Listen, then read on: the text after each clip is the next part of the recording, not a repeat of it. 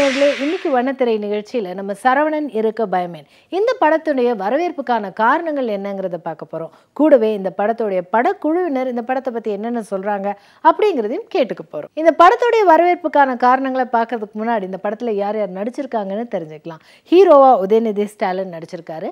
ஹீரோயின்ஸா Regina Cassandra, சிருஷ்டி தாங்கே 2 பேரும் நடிச்சிருக்காங்க. காமெடியில் சூரி, யோகி பாபு, சாம்ஸ், மன்சூர் அலிகான் நடிச்சிருக்காரு.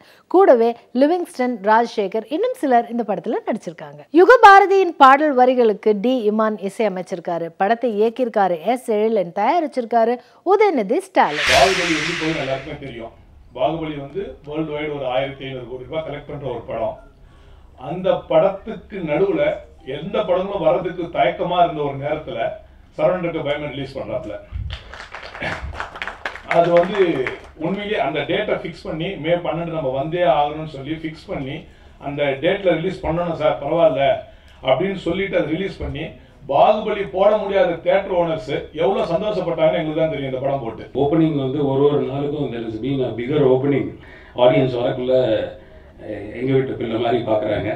This success continues and I wish all the team village வரைக்கும் ரீச் ஆகிற மாதிரி ஒரு படம் பண்ணணும்னு சொல்லி இந்த படம் கமர்ஷியலாக ஒரு இன் அண்ட் அவுட்டாக ஒரு படம் பண்ணாங்க.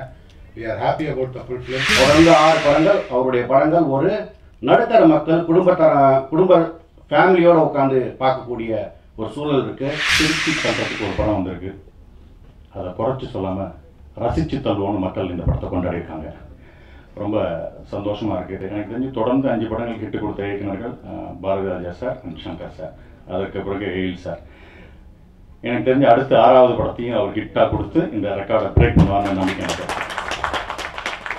உதய் சாரை பற்றி சொன்னோம். உதய் சார் அவ்வளோ சிம்பிளிசிட்டி. அதாவது படம் ப்ரிவியூ ஷோ நான் பார்த்து முடிச்சு படம் எப்படி இருக்குன்னு இடைவேளை இப்போ கேட்குறாரு. இல்லை சார் படம் பார்த்து முடிச்சுட்டு சொல்கிறேன்.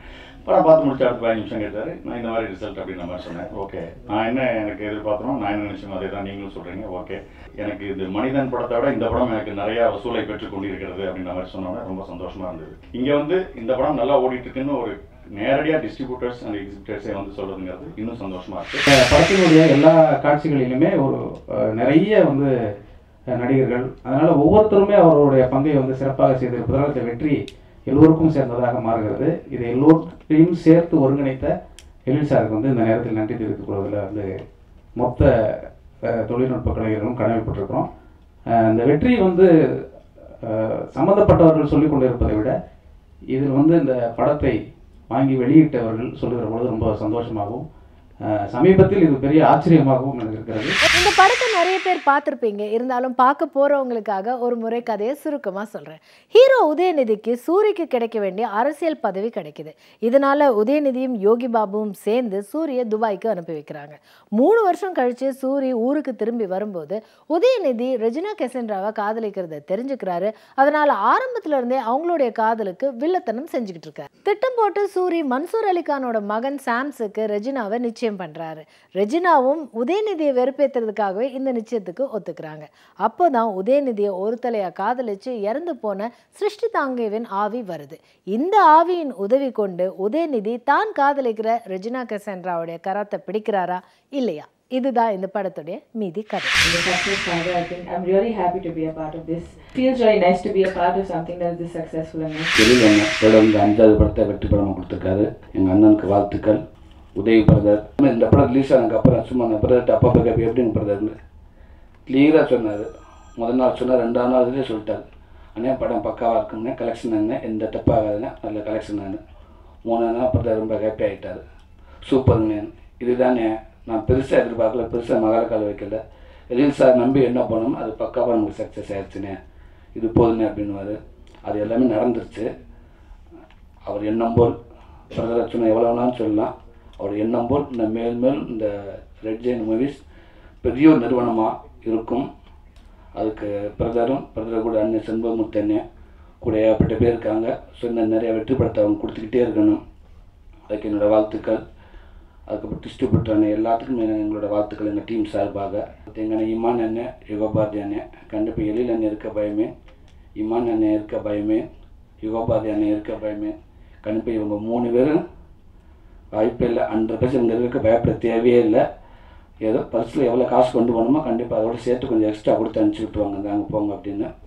நான் தொடர்ந்து நீங்கள் படம் கொடுத்துக்கிட்டே இருக்கணும்னே, ஹிட்டு படம் கொடுத்துக்கிட்டே இருக்கணும்.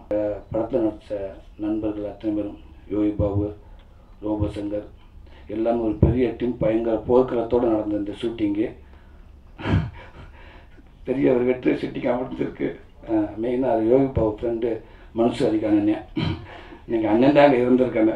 ஏன்னா அந்த அருவாள் என்ன வச்சுருக்காரா, அதில் சமீபத்தில் பார்த்து யோகி பாபுன்னு பேர் எழுதி வச்சுருக்காராம் பாபு அந்த அருவாளில். அந்த பஞ்சாயத்து நீங்கள் படம் பார்க்குறப்ப அந்த பஞ்சாயத்து என்ன நடந்துச்சோ அதே தான் அந்த ஷூட்டிங் ஸ்பாட்டு.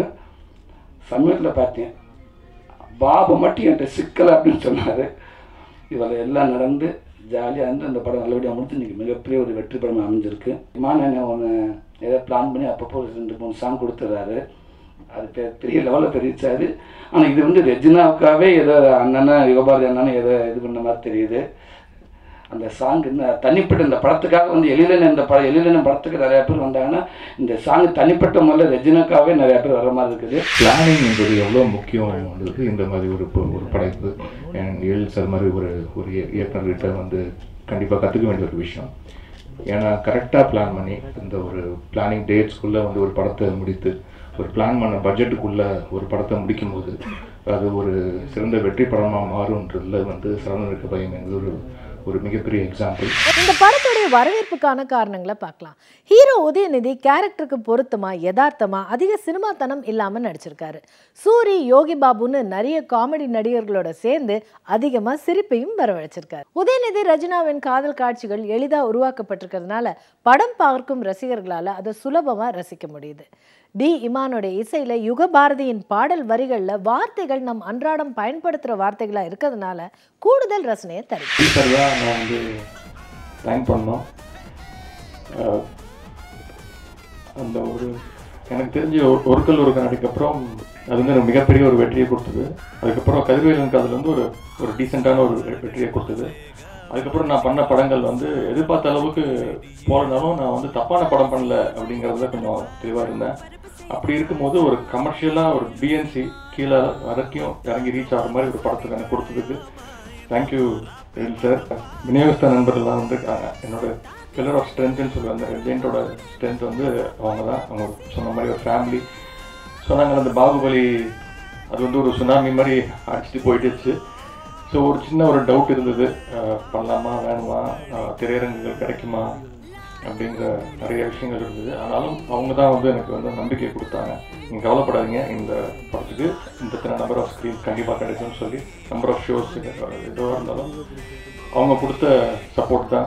அனைவருக்கும் அதுக்கு நான் தனியாக நன்றி சொல்லணும்.